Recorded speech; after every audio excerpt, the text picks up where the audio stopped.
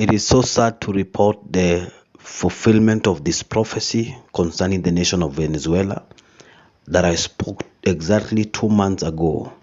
Kindly observe the dates. It happened on the 11th of October, while I had prophesied it on the 11th of August 2022.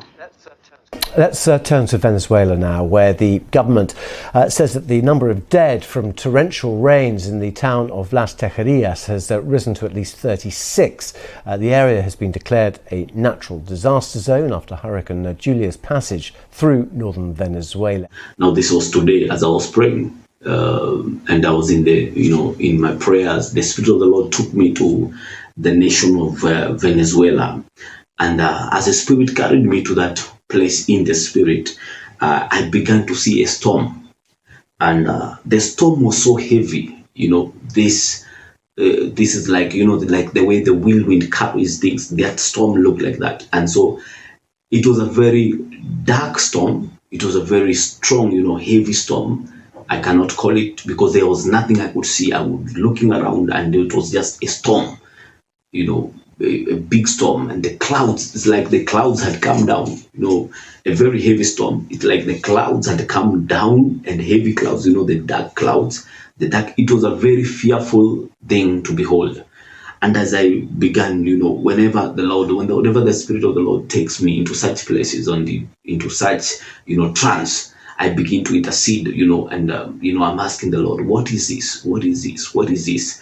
And as I was looking at the storm, every side I looked, it was the same. It was a heavy storm, and the storm was dark, and it seemed like it had no end. It's like the far I could see, I could only see that storm. And as I turned, as I was praying for it, and I was saying, Lord, what is this?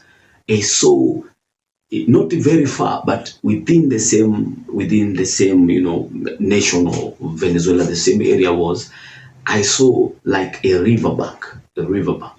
I saw like waves were coming, whether caused by the storm or whether they had contributed to the storm, I'm not sure.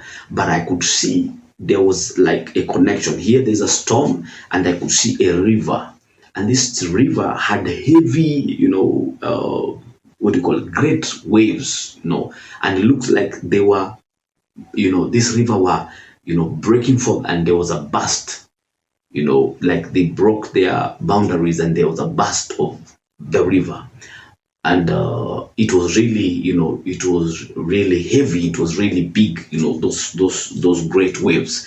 And there was a burst, I can call it a burst or something like that, where, they break from their normal, maybe you can call it route.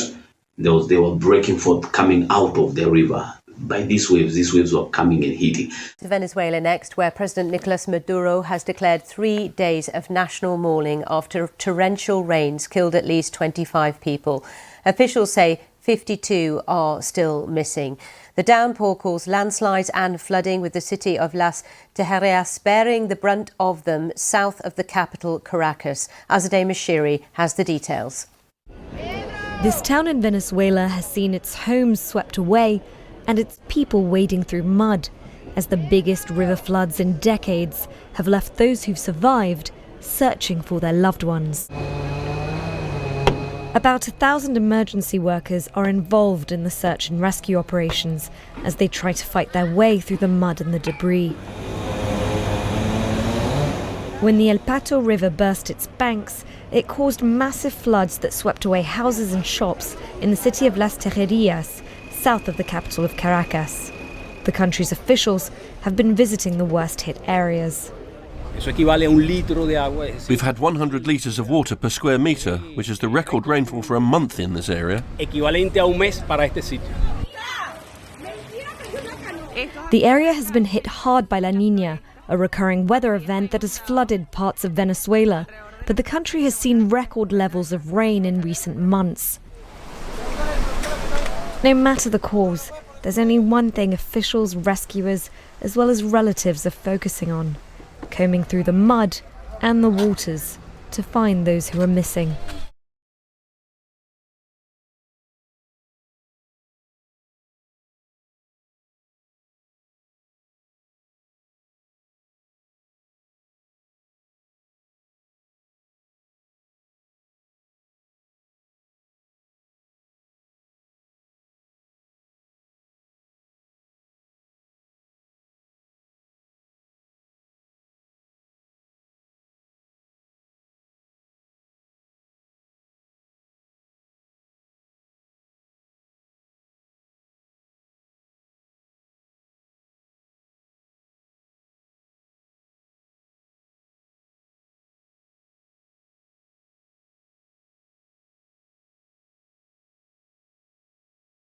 But when you see like a burst out of, like a sea is bursting forth or a river is bursting out, and you know that river as it burst, it will cause, a lot of destruction.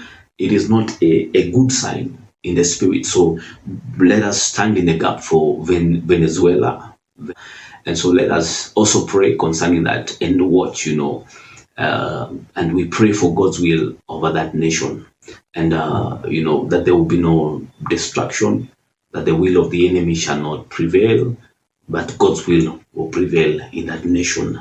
And when I was standing now and interceding for that nation, Venezuela, as I kept on interceding, because this one was not a good sign for me, as I kept on interceding, I heard these words, and this is what came up in my spirit. And as I was interceding, I kept on saying that it is time for Venezuela to turn back to God.